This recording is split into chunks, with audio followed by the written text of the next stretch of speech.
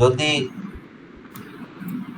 ত্রিভুজের দুইটি কোণ একটি বাহু, আবার অপর একটা ত্রিভুজের দুইটি কোণ একটি বাহু, কোণ সংলগ্ন বাহু যদি সমান হয় তাহলে ত্রিভুজ দুটি সর্বসম হবে, এটাই বলো। মানে যেটা 4 নাম্বার উপপাদ্য ছিল। জি জি, 4 নাম্বার যে পদটা ছিল যে দুইটি কোণ বাহু সংলগ্ন একটি বাহু, কোণ সংলগ্ন একটি বাহু এবং অপর ত্রিভুজের দুইটি কোণ সংলগ্ন একটি বাহু যদি সমান হয় তাহলে ত্রিভুজ দুইটি সাধারণ সর্বসম নির্বাচন। হবে।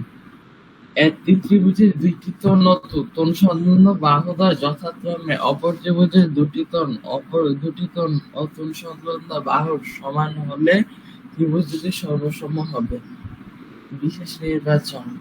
মনে করে ত্রিভুজ এবিসি ও ত্রিভুজ ডিএফ দুইটি ত্রিভুজ যাদের কোণ বি সমান কোণ ই আর কোণ সি সমান কোণ এফ। প্রমাণ করতে হবে যে এবিসি ত্রিভুজ সর্বসম ডিএফ ত্রিভুজ।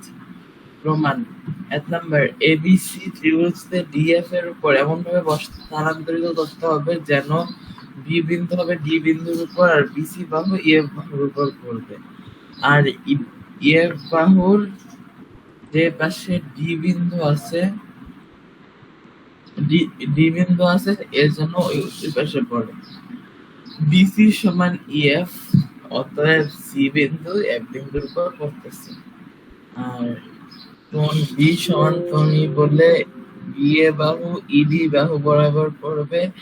আর কোণ সি সমান কোণ এফ বলে সি এ বাহু এফ ডি বাহু বরাবর পড়বে।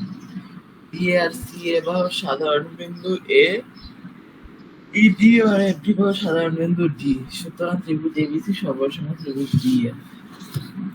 তোমাকে অসংখ্য ধন্যবাদ।